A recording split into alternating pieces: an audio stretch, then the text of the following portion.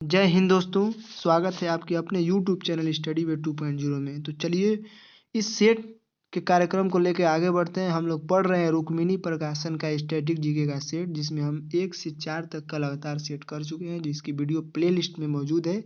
आप जाके उसको एक 1 बाय 1 करके देख सकते हैं। आज हम स्टार्ट करेंगे सेट नंबर 5 को। प्रत्येक सेट में 20 क्वेश्चन आता है, हम जिसको 10 या 12 मिनट में सभी क्वेश्चन को समझने का प्रयास करते हैं। तो चलिए बिना देर किए हुए क्वेश्चन पे बढ़ते हैं। और उससे पहले फ्रेंड, आप लोग कमेंट बॉक्स में कमेंट करके ज़रूर बताएं कि आप लोग को वीडियो कैसा लग रहा है, और अगर अच्छा लग रहा है तो चैनल को सब्सक्राइब और वीडियो को लाइक ज़रूर करें। चलिए बढ़ते हैं आज के पहले क्वेश्चन की तरफ। पहला क्वेश्चन है, भारतीय रिजर्व बैंक के प्रथम भारतीय गवर्नर कौन है? देखिए फ्रेंड, क्वेश्चन है प्रथम भारतीय गवर्नर। यहाँ पर अगर भारतीय नहीं लगाएगा, क्वेश्चन दो बन सकता है, भारतीय रिजर्व बैंक के प्रथम गवर्नर और प्रथम भारतीय गवर्नर। यहाँ पे पूछा है प्रथम भारतीय गवर्नर, तो प्रथम भारतीय गवर्नर है sir CD. Deshmukh. Sir CD. Deshmukh, इसका हो जाएगा ऑप्शन नंबर ए। यह कब से कब तक थे? तो 1947 से लेकर के 1949 तक भारतीय रिजर्व बैंक के गवर्नर पद पर रहे थे सर सी.डी. देशमुख। अब प्रश्न ये भी तो पूछ सकता है कि भारतीय रिजर्व बैंक के प्रथम गवर्नर कौन थे? तो भारतीय रिजर्व बैंक के प्रथम गवर्नर थे sir Osborne Smith. Sir Osborne Smith. यह कब से कब तक थे? 1935 से लेकर के 1937 तक। तो यहाँ से मेरा एक क्वेश्चन और बन गया, और यहाँ से एक क्वेश्चन और बना है कि भारतीय रिजर्व बैंक की स्थापना कब हुई थी? तो 1935 ईस्वी में, क्योंकि प्रथम गवर्नर अगर 1935 से 37 तक रह रहे हैं तो जाहिर सी बात है कि भारतीय रिजर्व बैंक की स्थापना 1935 ईस्वी में। तो चलिए अगला क्वेश्चन की तरफ बढ़ते हैं। Question number 2। क्वेश्चन नंबर 2 है, नासा का डीप इम्पैक्ट अंतरिक्ष मिशन कौन से धूमकेतु केंद्रक के विस्तृत चित्र लेने के लिए प्रयोग में लाया गया?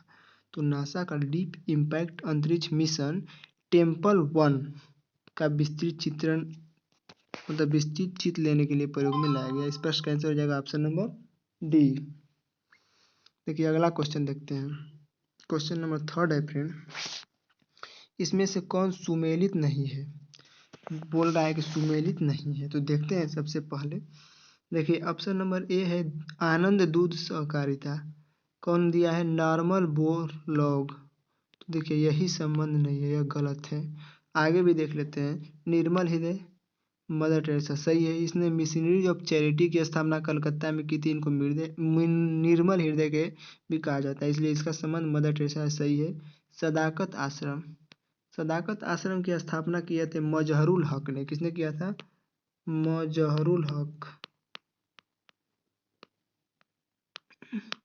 लेकिन इसका संबंध राजेंद्र प्रसाद से है, क्योंकि यह बराबर राष्ट्रपति पद पर रहते हुए भी सदाकत आश्रम में आया जाया करते थे। ठीक है।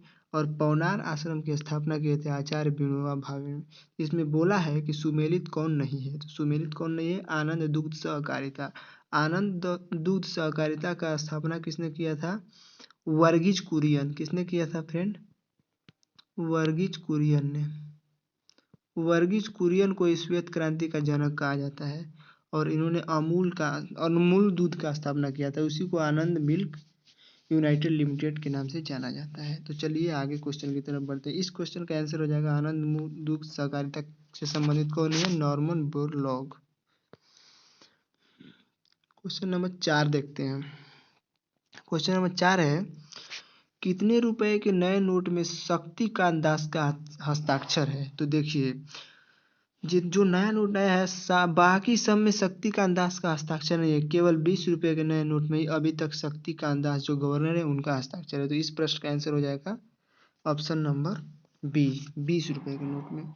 चलिए 5वां सवाल देखते हैं। 5वां सवाल है, पहला दादा साहेब फाल्के पुरस्कार प्रदान किया गया था किसको?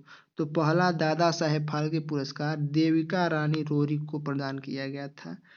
पहला दादा साहेब फाल्के पुरस्कार, देखिए दादा साहेब फाल्के पुरस्कार सिनेमा के क्षेत्र में दिया जाता है। दादा साहेब फाल्के पुरस्कार की शुरुआत 1969 में हुई थी, और 1969 में सबसे पहले किसको दिया गया था? देविका रानी रोरी को दिया गया था। इस प्रश्न का आंसर हो जाएगा ऑप्शन नंबर ए। अब देखते हैं छठा प्रश्न। छठा प्रश्न है, होमी भाभा पुरस्कार किस क्षेत्र में विशेष योगदान के लिए दिया जाता है? तो होमी भाभा पुरस्कार नाभिकीय ऊर्जा के क्षेत्र में विशेष योगदान देने के लिए दिया जाता है? इस प्रश्न का आंसर हो जाएगा option number B, Homi Bhabha पुरस्कार नाभिकीय ऊर्जा के क्षेत्र में विशेष योगदान देने के लिए दिया जाता है। आगे देखते हैं क्वेश्चन नंबर 7। देखिए 7 है, निम्न में से कौन सा कथन सही है? हमको सही कथन पता लगाना है। यहाँ पे 2 स्टेटमेंट दिए हुए, देख लेते हैं। देश के पहले जनजातीय विश्वविद्यालय की स्थापना मध्य प्रदेश के शहडोल जिले के अमरकंटक में की गई थी। जी बिल्कुल सही है। देश के पहले जनजातीय विश्वविद्यालय की स्थापना कहाँ की गई थी? मध्य प्रदेश के शहडोल जिले के अमरकंटक में की गई थी। और दूसरा स्टेटमेंट है कि इसका नाम इंदिरा गांधी जनजातीय विश्वविद्यालय है। हाँ, ये भी बिल्कुल सही है। तो देख लेते हैं कि किस ऑप्शन में ऑप्शन नंबर ए और 2, 1 और 2 दोनों दिया हुआ है। तो देखिए दिया है ऑप्शन नंबर सी में 1 और 2 दोनों, तो इसलिए इस प्रश्न का आंसर हो जाएगा ऑप्शन नंबर सी, 1 और 2 दोनों। 8वां सवाल देखते हैं। 8वां सवाल है, इंटरपोल का मुख्यालय कहाँ स्थित है? तो इंटरपोल का मुख्यालय जो है कि लियोन्स में स्थित है। कहाँ स्थित है? लियोन्स। ऑप्शन नंबर बी हो जाएगा आंसर। देखिए इंटरपोल की स्थापना कब हुई थी फ्रेंड? इंटरपोल की स्थापना हुई थी 1923 ईस्वी में। 1923 ईस्वी में इंटरपोल को इंटरपोल न जान के इसका नाम था ICPC, international criminal police commission, ICPC। लेकिन 1956 ईस्वी में इसका नाम बदल के, कब? 1956 ईस्वी में इसका नाम बदल के रख दिया गया इंटरपोल, और इंटरपोल का मुख्यालय लियोन्स। देखिए 9वां क्वेश्चन देखते हैं। प्रधानमंत्री का निवास किस मार्ग पर स्थित है? तो प्रधानमंत्री का निवास, देखिए यहाँ पे प्रधानमंत्री दिया हुआ है, तो आपको अपने से मान लेना है कि यह भारत के प्रधानमंत्री के बारे में बोल रहा है। अगर किसी दूसरे देश के प्रधानमंत्री के बारे में कहता तो वहाँ उस देश का नाम लिखता, लेकिन यहाँ पे किसी देश का नाम नहीं लिखा, यानी इसके कहने का मतलब है कि भारत के प्रधानमंत्री का निवास किस मार्ग पर स्थित है? तो भारत के प्रधानमंत्री का निवास 7 लोक कल्याण मार्ग पर स्थित है। इस प्रश्न का आंसर हो जाएगा ऑप्शन नंबर सी। चलिए 10वां क्वेश्चन देखते हैं। 10वां क्वेश्चन है, राजस्थान के उस शासक का नाम बताइए जिसने बनारस हिंदू विश्वविद्यालय की स्थापना में महत्वपूर्ण भूमिका निभाई थी। तो देखिए बनारस हिंदू विश्वविद्यालय की स्थापना 4 फरवरी 1916 ईस्वी को हुआ था, और किसने किया था? पंडित मदन मोहन मालवीय ने किया था। मदन मोहन मालवीय जो है कि देखिए, तो इसमें बोला है कि उस शासक का नाम बताइए जिसने महत्वपूर्ण भूमिका निभाई थी, और वो कहाँ के शासक थे? राजस्थान के। तो उस शासक का नाम था महाराजा गंगा सिंह, जो कि बीकानेर के शासक थे। तो इस प्रश्न का आंसर हो जाएगा ऑप्शन नंबर डी। आप लोग ये भी याद कर लीजिए कि बनारस हिंदू विश्वविद्यालय की स्थापना 4 फरवरी 1916 को पंडित मदन मोहन मालवीय ने की थी। अगला सवाल देखते हैं, क्वेश्चन नंबर 11। क्वेश्चन नंबर 11 है कि निम्नलिखित में से कौन सा एक संयुक्त राष्ट्र का सहस्त्राब्दी विकास का लक्ष्य नहीं है? तो देखिए अति दरिद्रता का उन्मूलन करना यह है, जन्म दर एवं मृत्यु दर को कम करना यही नहीं है फ्रेंड, और बाकी मातृ स्वास्थ्य में सुधार करना है, और लिंग समानता को संबोधित करना है। तो इसमें पूछा कौन लक्ष्य नहीं है? तो जन्म दर एवं मृत्यु दर को कम करना। इस प्रश्न का आंसर हो जाएगा ऑप्शन नंबर बी। आगे देखते हैं friend, question number 12। Question number 12 है कि कौन सा कथन सुमेलित नहीं है? इसमें हमको सुमेलित कथन नहीं है, उसी को पता करना है। देखिए तो ऑप्शन नंबर ए हार्नबिल महोत्सव। देखिए हार्नबिल महोत्सव कहाँ मनाया जाता है? नागालैंड में, बिल्कुल सही है। दूसरा है बंगला महोत्सव। बंगला महोत्सव मेघालय में मनाया जाता है, ये भी बिल्कुल सही है। तीसरा है चेरिओवा महोत्सव मणिपुर में, ये भी बिल्कुल सही है। और चौथा है खर्ची पूजा, और ये असम, ये नहीं, असम में नहीं मनाया जाता है फ्रेंड, यही गलत है। और इस प्रश्न का आंसर हो जाएगा कौन नहीं मनाया सुमेलित है? तो खर्ची पूजा। तो खर्ची पूजा मनाया कहा जाता है? तो खर्ची पूजा मनाया जाता है त्रिपुरा में। और किसके लिए मनाया जाता है? तो पृथ्वी के सम्मान में मनाया जाता है। जो पृथ्वी हम लोग का धरती है, इसी के सम्मान में त्रिपुरा में एक महोत्सव यानी पूजा मनाया जाता है, जिसका नाम है खर्ची पूजा। चलिए बढ़ते हैं क्वेश्चन नंबर 13 की तरफ। क्वेश्चन नंबर 13 है, इसको मिलान करना है। देखिए मिलान करते हैं। ये जो है कि एक्ट है फेरा, फेमा, अफसा, पोटा। अब इसका फुल फॉर्म हमको देखना है, तो आप लोग अपने से देख के भी जान सकते हैं। देखिए फेरा फॉरेन एक्सचेंज रेगुलेशन एक्ट। अब देख लेते हैं किसमें, देखिए 3 में, फॉरेन एक्सचेंज रेगुलेशन एक्ट। और फेमा भी फॉरेन एक्सचेंज मैनेजमेंट एक्ट, यानी 2 का 2 हो जाएगा। तीसरा है अप्सा, अप्सा का हो जाएगा अम्बार्ड फोर्सेज एक्ट, और पोटा का प्रिवेंशन ऑफ टेरोरिज्म एक्ट। तो अब देख लेते हैं, देखिए पहला का 3, दूसरा का 2, तीसरा का 4, चौथा का 1 किस में दिया हुआ है। देखिए ऑप्शन नंबर सी में। तो इस प्रश्न का आंसर हो जाएगा ऑप्शन नंबर सी। चलिए आगे देखते हैं। आगे है गांधी शांति पुरस्कार की शुरुआत कब हुई थी। तो गांधी शांति पुरस्कार की शुरुआत हुई थी 1995 ईस्वी में। वो जो है कि गांधी जी की 125वीं जयंती पर गांधी शांति पुरस्कार की स्थापना हुई थी, मतलब कि शुरुआत हुई थी। और सबसे पहले यह पुरस्कार जूलियस नायरेरे को दिया गया था। किसको? जूलियस नायरेरे। नायरेरे, और जूलियस नायरेरे कहाँ के थे?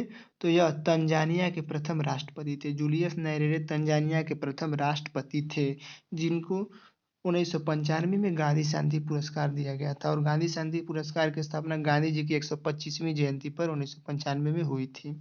आगे देखते हैं। सेई शोभ अंधकार पुस्तक की लेखिका कौन है? तो सेई शोभ अंधकार पुस्तक की लेखिका कौन है? तस्लीमा नसरीन। और इनकी एक और पुस्तक है जिसका नाम है लज्जा, आप लोग याद कर सकते हैं। तो इसमें पूछा है सेई शोभ अंधकार पुस्तक की लेखक कौन है? तस्लीमा नसरीन। आगे देखिए क्वेश्चन नंबर 16। मंगलयान कहाँ से लॉन्च किया गया था? तो मंगलयान श्रीहरिकोटा से लॉन्च किया गया था। चलिए आगे देखते हैं। मंगलयान कहाँ से लॉन्च किया गया था? श्रीहरिकोटा। अगला सवाल है गांधी शांति पुरस्कार ये वार्षिक पुरस्कार है, किसको दिया जाता है? तो गांधी शांति पुरस्कार एक वार्षिक पुरस्कार या व्यक्तियों और संस्थाओं को दिया जाता है। तो क्वेश्चन नंबर 17 का आंसर हो जाएगा क्वेश्चन ऑप्शन नंबर सी। अगला देखते हैं क्वेश्चन नंबर 18। शांति स्वरूप भटनागर वार्षिक पुरस्कार किस क्षेत्र में उत्कृष्ट उपलब्धि के लिए दिया जाता है? तो शांति स्वरूप भटनागर वार्षिक पुरस्कार विज्ञान और तकनीक के क्षेत्र में उत्कृष्ट उपलब्धि के लिए दिया जाता है। तो इस प्रश्न का आंसर हो जाएगा ऑप्शन नंबर ए। चलिए आगे देखते हैं 19 नंबर क्वेश्चन। 19वां क्वेश्चन है कि मधुबनी कला क्या है? तो मधुबनी कला जो है कि बिहार में प्रचलित एक लोक कला है। मधुबनी कला क्या है? बिहार में प्रचलित एक लोक कला है। अब क्वेश्चन नंबर 20 देखते हैं। क्वेश्चन नंबर 20 है फ्रेंड, क्वेश्चन नंबर 20 है कि एशियाई खेलों का आरंभ वर्ष क्या है? मतलब एशियाई खेलों का आरंभ कब हुआ था? तो एशियाई खेलों का आरंभ 1951 में हुआ था। और कहाँ से हुआ था? इंडिया से हुआ था। और उस समय इंडिया के प्राइम मिनिस्टर थे जवाहरलाल नेहरू, JL नेहरू। तो एशियाई खेलों का आरंभ JL नेहरू ने किया था, 1951 में किया था। तो इस प्रश्न का आंसर हो जाएगा 1951। तो फ्रेंड ये थे आज के सेट नंबर 5। आशा करते हैं कि आपको वीडियो पसंद आई होगी, और अगर वीडियो पसंद आए तो चैनल को सब्सक्राइब और वीडियो को लाइक जरूर करें। मिलते हैं शाम को एक अच्छे और फ्रेश वीडियो के साथ, तब तक के लिए जय हिंद।